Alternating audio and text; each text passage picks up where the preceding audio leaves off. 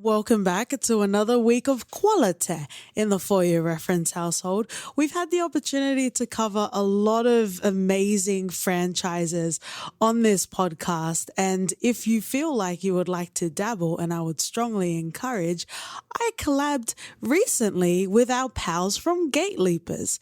The Quinn promo is provided by myself.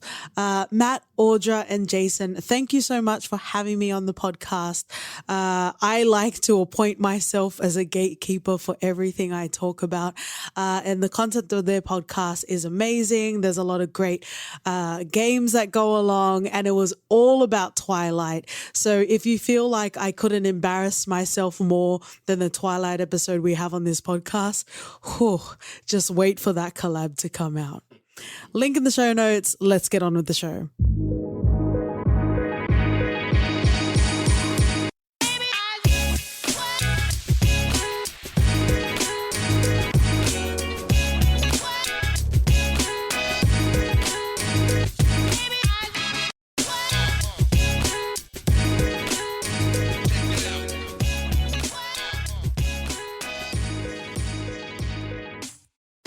Yeehaw! Welcome back to the For Your Reference podcast. You got your host, Katie. And OT. Gaze into the mirror of the same group with two faces that even Harvey Dent would be jealous of. Mount up and pray to the comic gods that you are more than a one-dimensional caricature that dies in the first 10 minutes. With the Suicide Squad films this motherfucking week, friends and lovers. Wow. Let's get into the general stats and information because I am very excited, and I didn't even realize that I would be excited for this episode, OT. So in regards to the comics, the original was written by Robert Kanaya and Ross Andrew. In regards to the modern interpretation, John Ostrander. In regards to the films, we have Suicide Squad minus the released in August of 2016. This is the David Ayer film. I tried to keep away for all of the discourse, but from what I do understand, Ayer does want to release the hashtag Ayer cut, that it was supposed to be more dramatic, and that's why a lot of the comedy kind of fell flat because it wasn't Deadpool. But in any case, we have writer-director David Ayer. In regards to the top billing cast, we have Will Smith, Jared Leto, as well as Margot Robbie. Budget, $175 million, and a worldwide gross of $846,000. Whoa. That is more than a Joker splash. Absolutely. We had the most recent non-iteration in 2021 called The Suicide Squad by the James Gunn. Guardians of the Galaxy, if you're welcome, if you're family friendly, because this film absolutely was not. In regards to cast, we have Margot Robbie, Idris Elba, John Cena, Pamela's Paninis keep the annoying discourse of box office and whether it fails or whether it doesn't fail. And I'm really not interested in that discourse. So we're not really getting into it. And it recently just came out. So we're not getting into those particular stats. But OT, who knew we would be where we are back from 2016? Let's get into first impressions because from what I felt in the For Your Reference household, we were a bit lukewarm. I would say we might have even been more negative, but we were a bit lukewarm on the Suicide 2016 film. So please give us your first impressions of the 2016 film and then also the most recent 2021. It feels like it's been so long since we watched the 2016 version. Because I remember we'd gone to the cinema. It was a whole affair. It was. And to be disappointed coming out of the cinema, I remember us just thinking, yeah, we really didn't need to go to watch it there. At a time where we felt like we had all the time to go to the cinema, yeah. Yeah, and at the time, I've been dragging you through all the sort of Marvel movies prior. But when DC did Suicide Squad, I was like, definitely have to go and watch it. Yeah. And And I was just disappointed that it wasn't something that I could, convince you one more time to go to the cinemas with me to watch something else, So I was disappointed, but wow. I think a lot of the things that fell short in the first one, they were done brilliantly in the second. I enjoyed it so much. I feel guilty that I could only watch it through HBO. It felt like I needed to be in the cinema to fully experience it. I would have loved that. I really would have. Oh, absolutely. I absolutely agree. 2016, maybe we were spoiled, who knows, or maybe time passed us and we were able to let the dust settle and just enjoy the film for what it was. Because I think it did, and it was quite clear in regards for the mismatched tone that they had in 2016, that it was competing in the landscape of all of the films that were coming out at the time. DC, as far as I understand in my non-comic book reading sort of knowledge, it is a bit more grittier than Marvel, or at least the recent sort of portrayals have been. So trying to compete at peak Marvel time, I would imagine that there would have been a lot of influence in regards to that, because 2021, The Suicide Squad, I wouldn't say the only recognized, because I did enjoy the 2016 one, but the 2021 version really just felt like it was in its own world. It was minding its business. And what I really liked about it, tonally, it didn't give a fuck about kids, because this was not made for kids. I think when we watch a lot of Marvel films, it's obviously geared towards everyone, so as many people can consume it. But if a preteen were to walk into the room, the biggest sort of edginess you have is Paul Rudd. So no one's really going to have to explain anything afterwards, aside from the fact that he seems to be the Benjamin Button, because he's got some good skin. He's definitely got some good skin. But I really absolutely had a lot of fun with the Suicide Squad. It really hit all the marks, really, in way of entertainment that we're enjoying so much right now. The Boys. Obviously, Archer is a fan fave. I like entertainment that's geared towards adults, and the kids shouldn't even be in the fucking room. Really, the violence, the gore, the stakes of them all. It was very vivacious in the tone in 2021. I would have preferred a lot more sexual sort of dialogue, a lot more vulgar sort of dialogue, just to round out my nastiness. But in regards to violence and tone, I really feel like 2021 delivered. Yeah, even in the exposition of it all, it didn't feel as forced as the first one. Like Rick Flag. Oh dear Lord, him explaining who Kitana was. This is Kitana. Yeah, I would say Rick Flag is the plot device. Yeah. He was, especially for the first movie, which we'll get into. But I'm starting to really enjoy, even if I don't fully love something, I enjoy our franchise watching. Don't ask us about G.I. Joe. We still haven't decided whether we want to dabble down to the snake eyes of it all. But, Mortal Kombat, Bad Boys, Rush Hour, it's fun to work our way towards a franchise and hopefully, be able to record a podcast on it. So let's get into the 2016 film. By all accounts, minus the Joker, I thought it was great. Interesting at the time. I didn't really care for it. And I guess that's why, people talk about giving things a rewatch. Something telling, just jumping to the 2021 really quickly. We've talked a lot on the podcast about how I just watch the same things all the time. OT likes to watch a lot of things. And usually if you want to even if you enjoy something and you want to rewatch it, it's not within a 2-year sort of time frame. But you were like, we can watch this very soon again. Yeah. So it definitely speaks to, I think, even now, when you enjoy something, just enjoy it. You can pick it apart and you can do all those sorts of things. But in the reprieve of cinema, you take your wins where you can, right? And there were definitely a lot of wins in the 2016 film.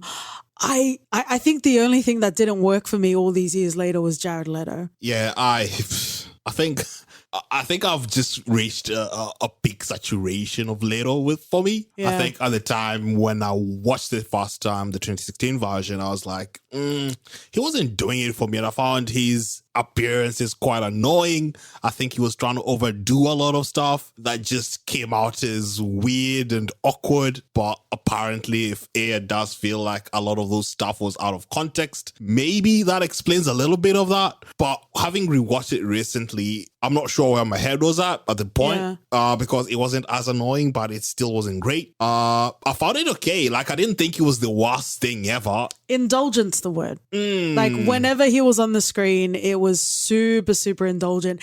And I think even just the bare sense of the fact that this was a Suicide Squad and not a Batman film, it was nice to get to know new characters and give Harley Quinn like a new shine. Yeah. Because this was one of like the first sort of introductions, or at least one of the media sort of roles we had in the DCEU. So I really didn't see the need to have Joker in this film. But I think it's also just like contextually stories about him being a shit cast member, him possibly, maybe not possibly claiming and not claiming to be a cult leader. Like all of that sort of, it's just like, is it really worth it to like have you in my eyeballs? Yeah. Probably not. There was a lot of talk of that before the movie got released, and I think at the back of my mind I was just expecting some spectacular performances, and then what I got, I was like, oh, fuck off, man.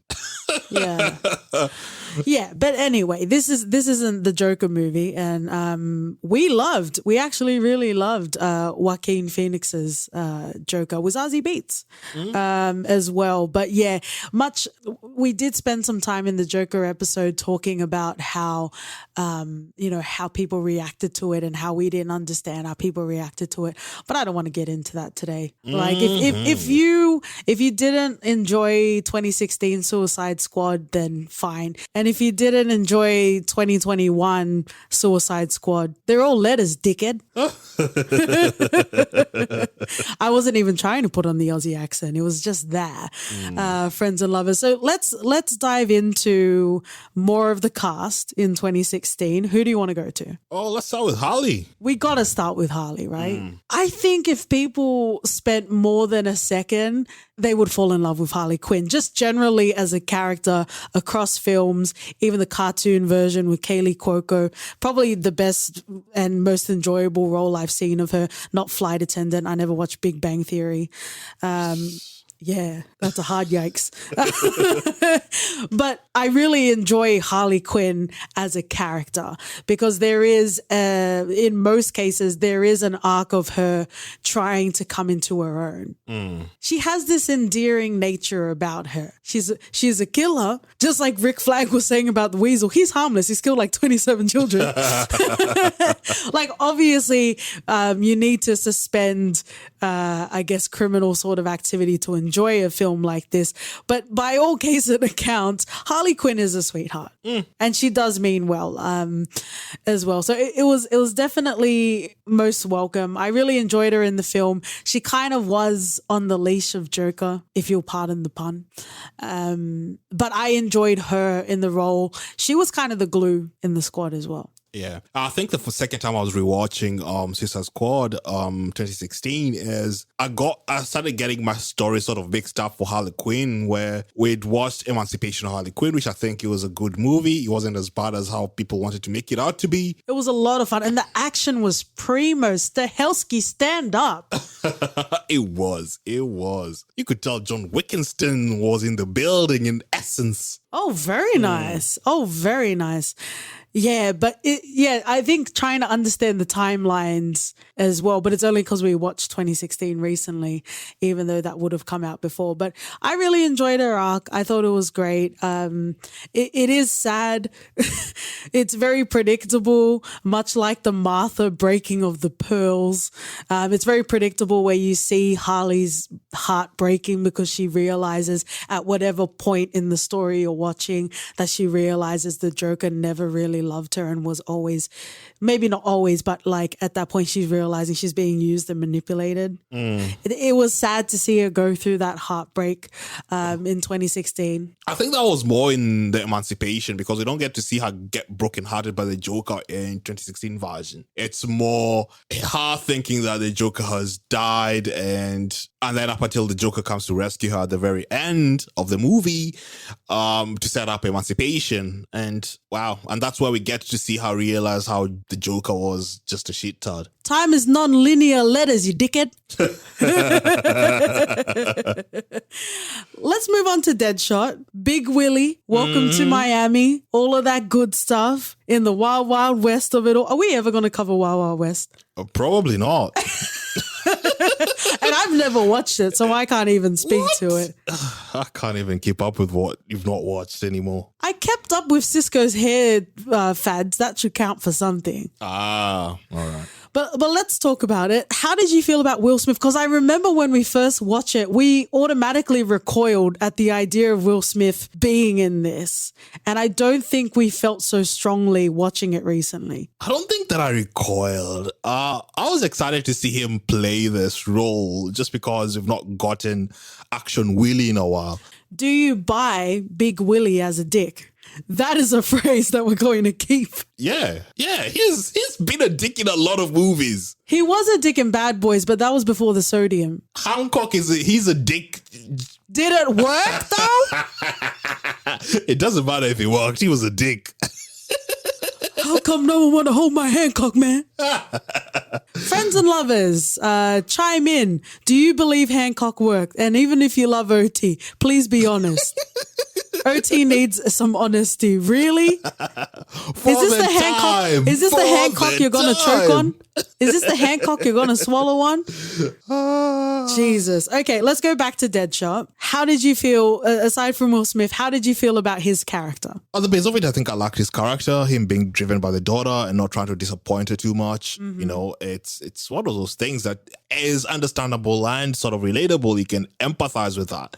Yeah. So a lot of the decisions that he made just so that he couldn't disappoint her, I got with that, you know. I enjoyed the fact that they got a strong bond with Harley as well. Yeah. And you could tell that connection sparked quite early and fast. Oh, yeah. You know, everything in that movie sparked fast because in the timeline of it all, it happens all in one night or some shit. Oh, one night in Gotham, hey? Yeah, and at the end of it, they're all a big happy family, so... well, except for Slipknot. Not fair. Because I think we both thought that Jai Courtney died. Yes. But it wasn't to be. Nah, yeah, we thought Boomerang died. Oh, I thought Boomerang died quite early and it wasn't the case. It was Slipknot. Yeah, absolutely. But going back to Deadshot, I think for all intents and purposes, he was the straight man. He was like the skilled sort of marksman. He kind of had jokes, especially with Harley Quinn. But for the most part, he... You know, to quote Jason Statham from Wrath of Man, paid me to do the job, did the job. So I think he was serviceable there. I don't think he offered really anything memorable aside from the role that he had. Yeah, nothing. Like he didn't bring us any sort of seasoning, any sort of cayenne pepper, any sort of coriander seeds or something, you know? But I thought it was okay. We did get to see a Will Smith, Ben Affleck sort of face off. But with the daughter there as well. I don't know. I was hoping he'll just go for broke, but anyway, that's just me. Again, this is not for kids. Use the daughter as a human shield. Yeah, pretty much. I want to talk about Enchantress because this is, even though I did enjoy the film, this is one of the qualms that I had with it. There was no really through line. Like we weren't really working towards anything. It was, you know, that basic sort of story of like the government setting up secret task force just in case. Right. If there was anything, it wasn't necessarily communicated to us. So it really felt like we were mounting up the crew to do what, right? And then obviously it gets to a point where they have to defend the world against Enchantress, but that happens while the film is happening. You see what I'm saying? Like, so we're kind of just going blind.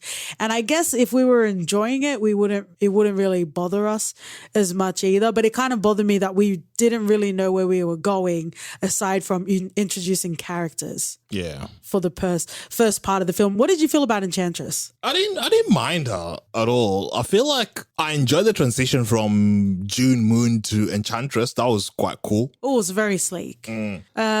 But I say for Enchantress, burn that shit to the ground because Waller was terrible. She was like prodding her heart. No, I didn't care for that. That was anyway.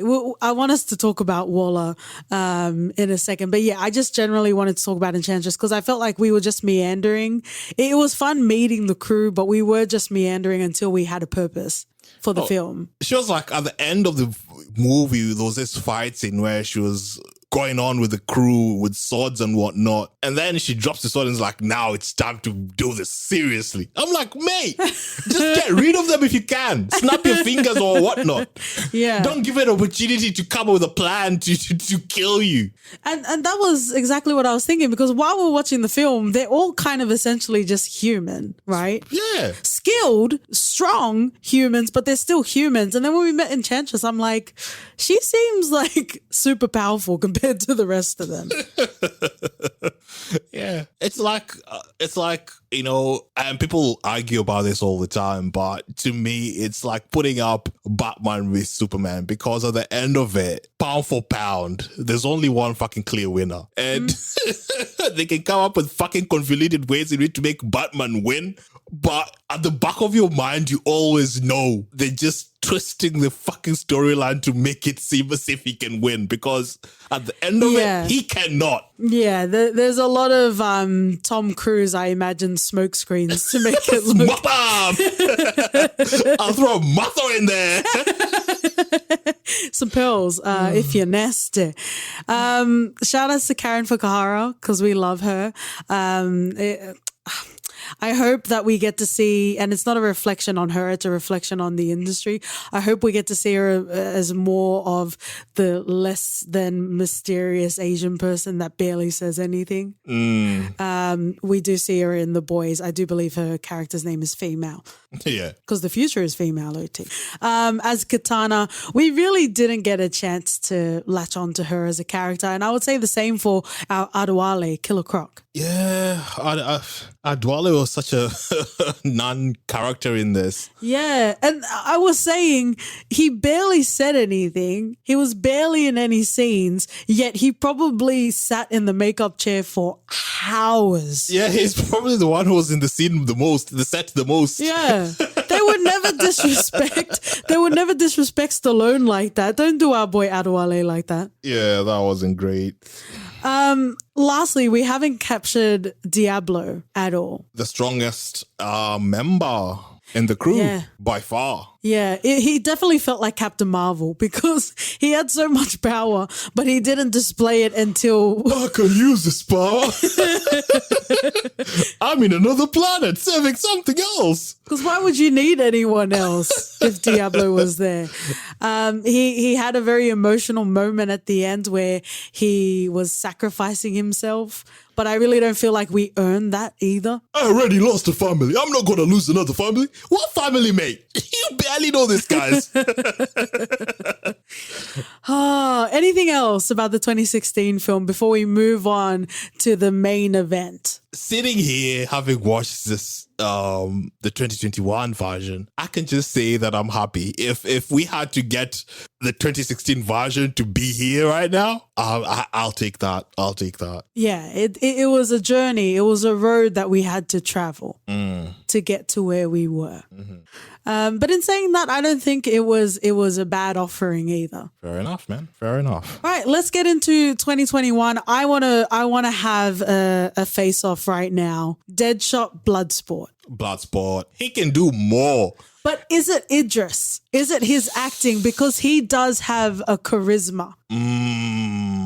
He brings a lot on the table. He definitely brings a lot. And it's not to say that Will Smith doesn't, but we've watched Lufa. Like We get it, right? Why don't you love him, man?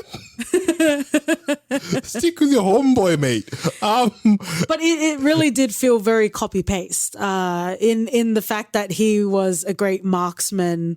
But with different things, not just guns. But it was also his daughter as well. Him and his daughter had some very good scenes. I like how both daughters knew their fathers were crap and, you know, they still hang around like, this is my pops, man. Less so Bloodsport because I think that was one of the most funniest scenes I've seen. The first interaction with Bloodsport and the daughter. It was just ridiculous. With your, was it a TV watch phone? Yeah, she got caught stealing a watch. Yeah, it just works. When it works, it just works. Tonally, this film hit all of the marks. I thought it was, I absolutely loved it. And I think the success of the 2021 version is that it didn't shy away from the sometimes all the time ridiculous nature of comics and animation. It leaned into it, right?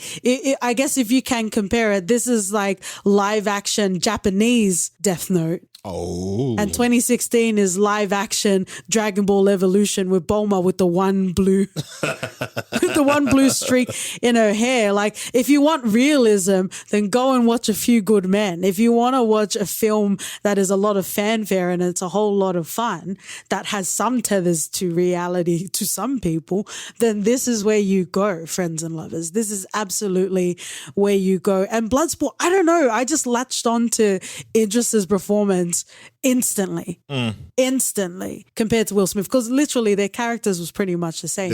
Yeah. From what I understand, they kept Deadshot open in case they have future collaborations. But anyway, this is going to turn into an Idris love train. Go and listen to The Wire, and also most recently Concrete Cowboy, where we covered it as well. But I just wanted to go right off the bat with that. Let's go into Harley. The action scenes were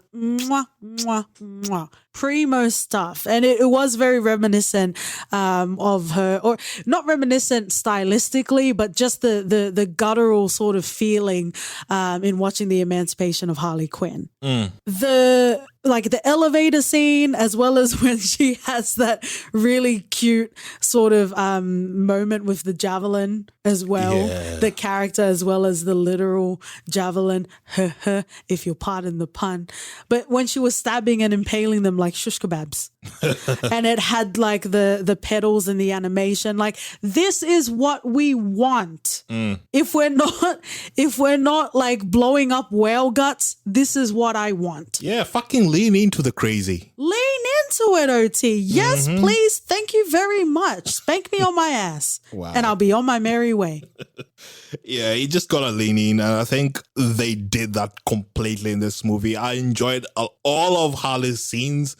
It was funny, didn't take themselves too seriously, and it worked. It fucking worked. Yeah. And it's very obvious that her costume is much different as well. I don't know where that sits with the movie bros or the other motherfuckers that have a problem with women wearing more clothes. But I was just happy that it was a great environment. James Gunn talks about how this is the most fun he's ever had filming something. A lot of the cast, if we believe what we see in interviews, talk a lot about how much fun they had on set. And I felt like it radiated. When it works, it works. Yeah. Who would you say would be your next favorite? Oh, I'd say Polka Dot Man. Really? Yes. Okay. I found his whole storyline fucking great. Are we going to tap into mummy issues again? Oh, you'll have fucking mummy issues. That was amazing. That's what people with mummy issues say. Friends and lovers, welcome to another edition of For Your Reference, Mummy Issues. I just enjoyed his scenes. I think a lot of the times when you understand what was going on and he sees his mom everywhere, I can't even imagine that. That would fucking infuriate me. I think it was Peacemaker that made a reference to Norman Bates, and I'm like, yes! Thank you for giving the commentary we wish we could during the film. I'm like, yes. Yeah. Well, yeah, I agree. Polka Dot Man was very useful. Shout outs to David Dashmalchian because he plays Calendar Man in The Long Halloween. But I get what you're saying. I don't think he would be my go-to favorite, but he wasn't a plot device, but he was he was in a lot of fun. Like he was the Eeyore of the group. I know who you're going to say your favorite was. Who? Milton. Don't even pretend. Milton is the Brett. Oh, that was funny. It was funny. And they had like inside jokes, running jokes, which were very nice as well. Let's talk about Peacemaker.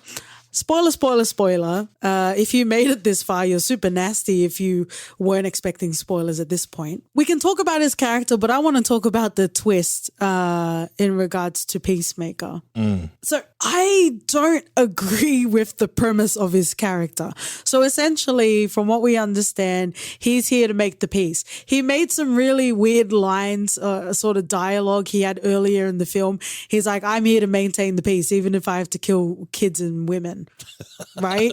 And that was funny because it was just like, okay, on your bike, mate. Right? So there was really nothing to think about it. That contextualizes when we get further in the film. But what bothers me about this is what does at what point, and welcome to Existential Katie coming into the room, at what point does peace lose meaning? Because if you're maintaining peace by the powers that are corrupt, how does that even materialize into anything that is beneficial for humanity? He's maintaining the status quo, and I think to him, the status quo is fucking peace. But in and of itself, that is bias. It is bias. No one's fucking saying this guy, mate, these guys are fucking criminals. Are you saying Polka Dot Man has more moral fiber? Yeah. No, but it just bothered me because it's like everyone's got a, sense of distorted justice. Cool, yeah, I get that. But what does peace even mean?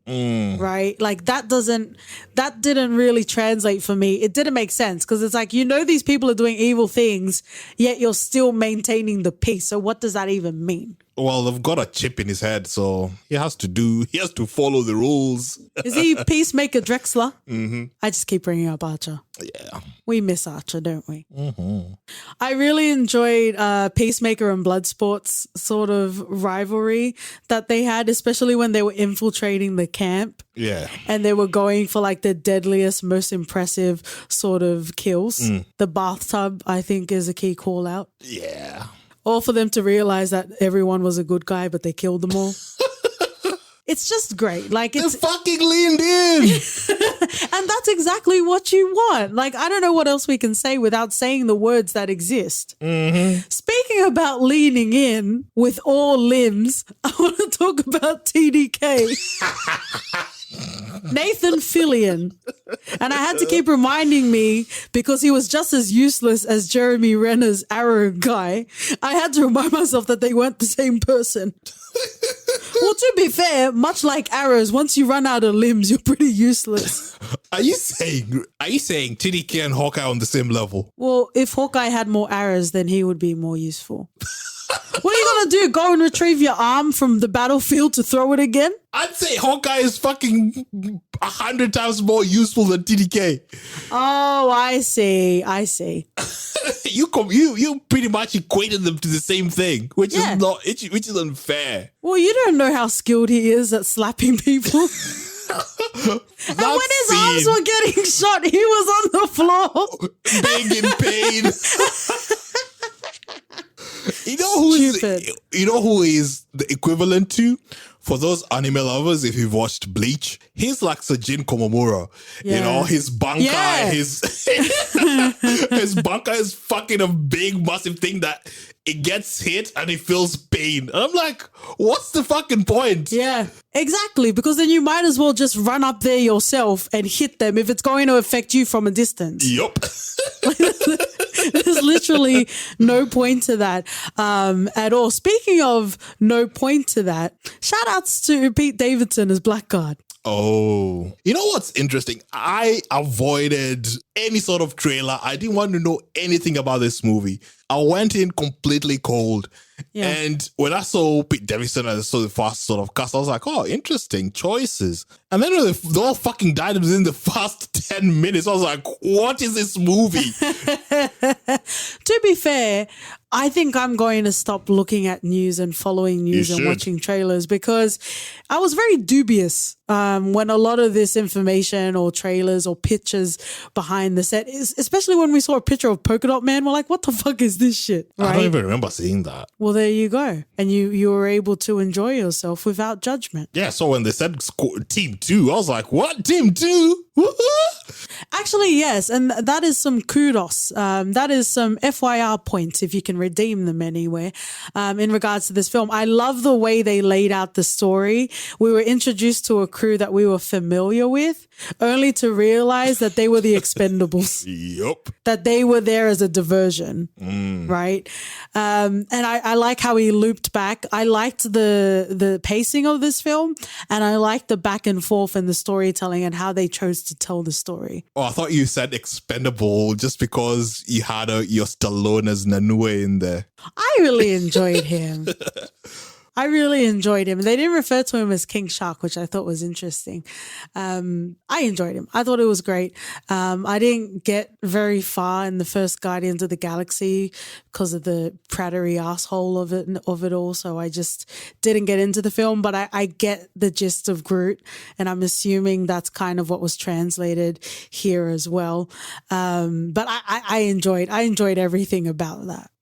We haven't spoken about Ratcatcher 2, not to be confused with Ratcatcher, otherwise known as Taika Ratcatcher Waititi. Wow. Her power, it's useful, but then you take the gadget away from her and she's... Right, because I was like, that's not really sorry to gatekeep powers, superpowers, but if you can use an instrument, anyone can do it then. I could take your flashlight and then what? And I can take your flashlight. Yeah. Take myself. Yeah, I was like, it kind of cheapened the whole experience. No, but I think her story was quite good and deep and emotional, and they connected. It's one of the things that made her and Bloodsport resonate so well as again. Yeah, there was some emotion in this film, and it worked.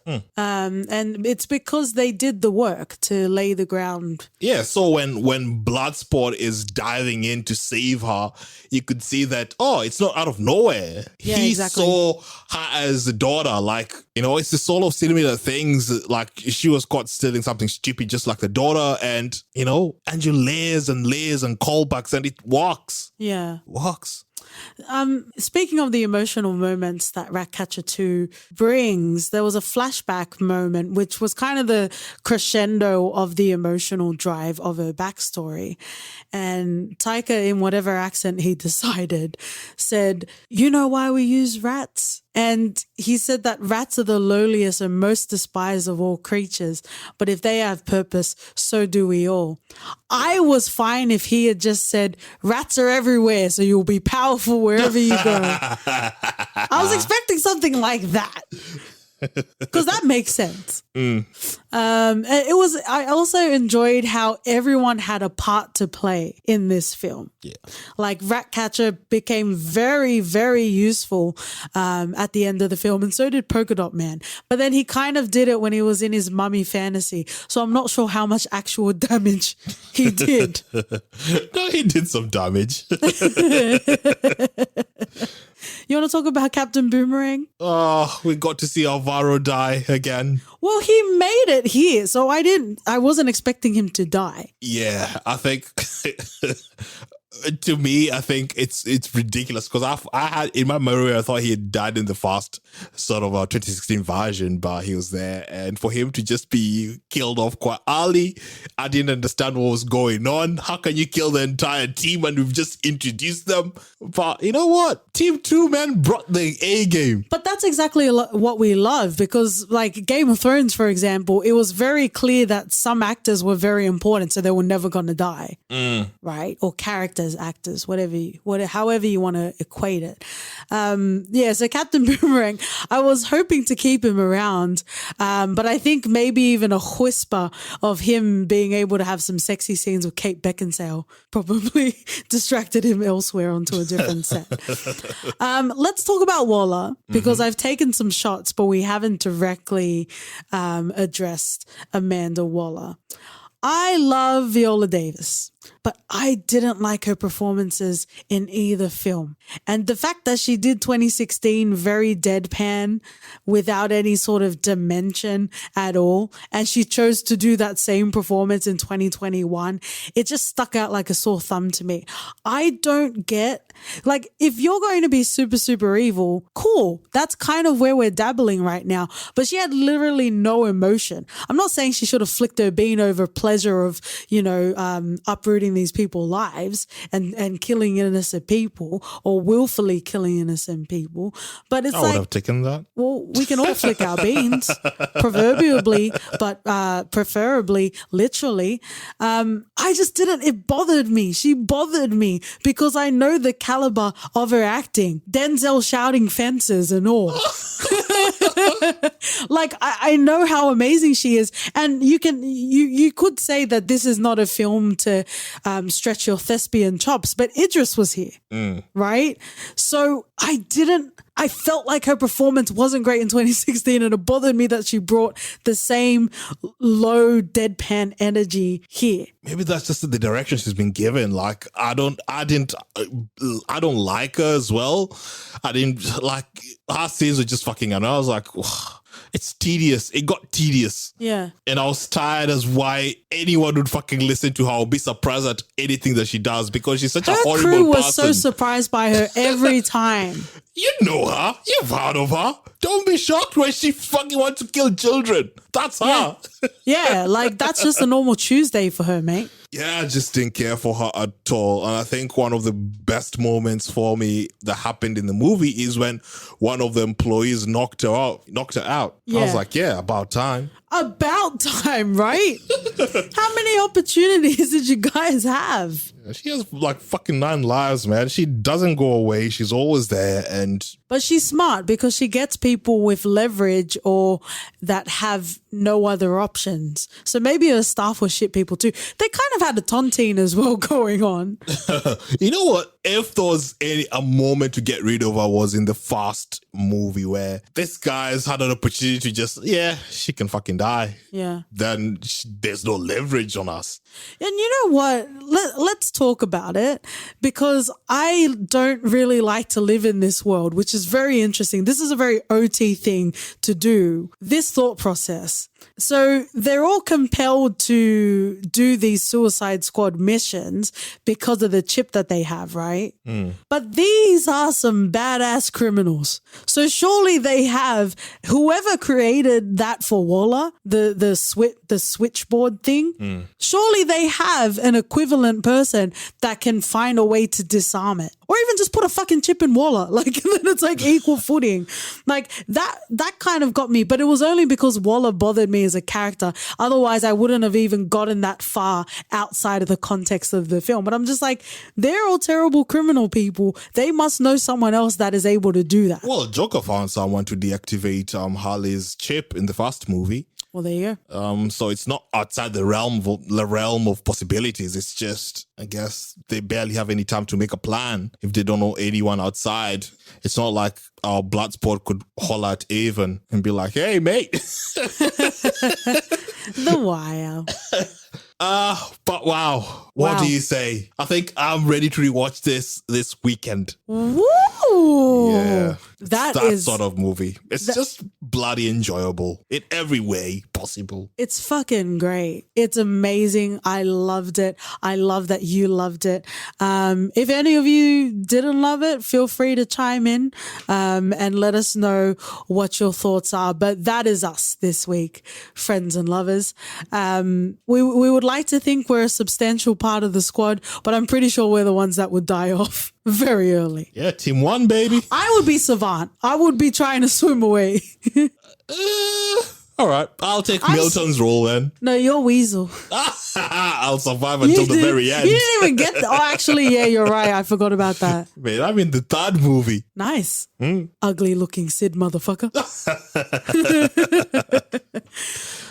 Ooh, thank you, friends and lovers, for joining us on this journey.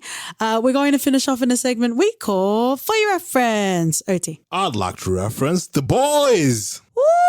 Ooh, very nice. Very nice indeed. And for those that have watched The Boys, but you weren't aware, we do have 2 podcast episodes.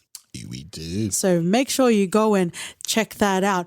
I will reference, just on the fact that I had so much fun watching this and also the presence of King Shark, I will be referencing very recently, OT has introduced me to Deep Blue Sea with LL Cool J. Oh, Jesus. It was so much fun. Strong recommend, friends and lovers, and it has recently come out on Netflix around the world. Wow. So much fun. Left field, eh? Well, if it's not LL Cool J in The Last Holiday with Queen Latifah, it's LL Cool J in Deep Blue Sea. You can't... I don't know what to say. If you have a way of LL Cool J exploring my Deep Blue Sea, on Twitter and Instagram, we're at For Your Ref Pod. Write us an email at hello@fypodcast.com. We're at All Names and Letters Dickhead Podcast if you'd like to leave a rating and review. And we'll see you guys next week. See ya! Bye!